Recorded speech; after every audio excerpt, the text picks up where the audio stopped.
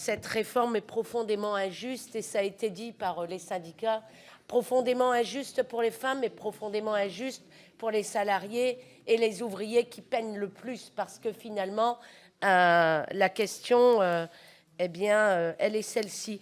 Moi, je voudrais féliciter les organisations syndicales parce qu'il y a quand même des millions, des milliers dans toutes les villes, dans des petites villes parfois. Moi, je le vois chez moi à Saint-Omer, 4000 personnes dans une petite ville.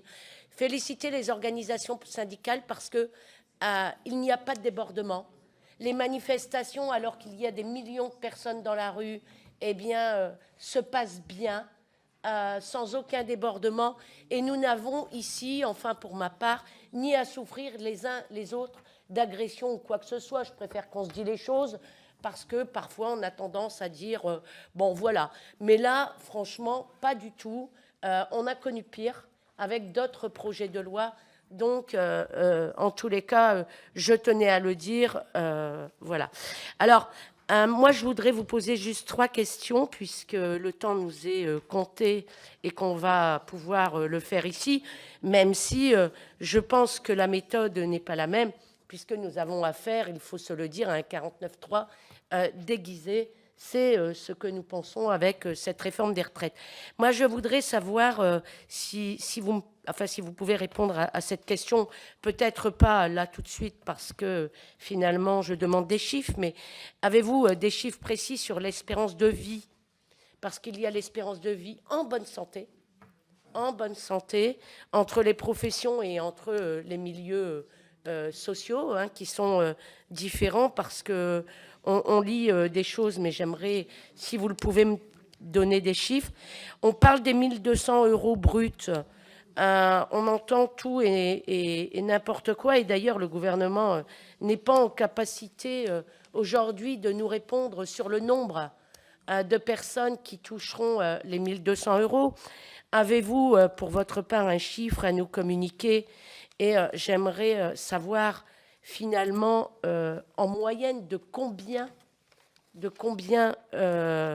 les personnes donc seront-ils augmentées? Cette réforme est profondément injuste et ça a été dit par les syndicats, profondément injuste pour les femmes et profondément injuste pour les salariés et les ouvriers qui peinent le plus parce que finalement, la question, elle est celle-ci. Moi, je voudrais féliciter les organisations syndicales parce qu'il y a quand même des millions, des milliers dans toutes les villes, dans des petites villes parfois.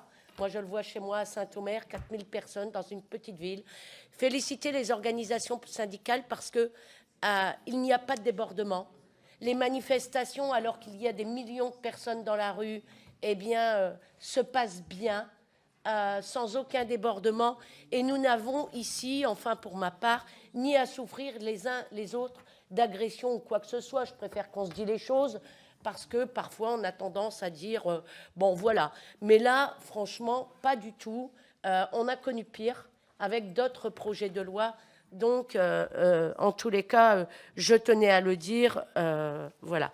Alors, moi, je voudrais vous poser juste 3 questions, puisque le temps nous est compté et qu'on va pouvoir le faire ici, même si je pense que la méthode n'est pas la même, puisque nous avons affaire, il faut se le dire, à un 49.3 déguisé. C'est ce que nous pensons avec cette réforme des retraites. Moi, je voudrais savoir si vous pouvez répondre à cette question, peut-être pas là tout de suite parce que finalement je demande des chiffres, mais avez-vous des chiffres précis sur l'espérance de vie?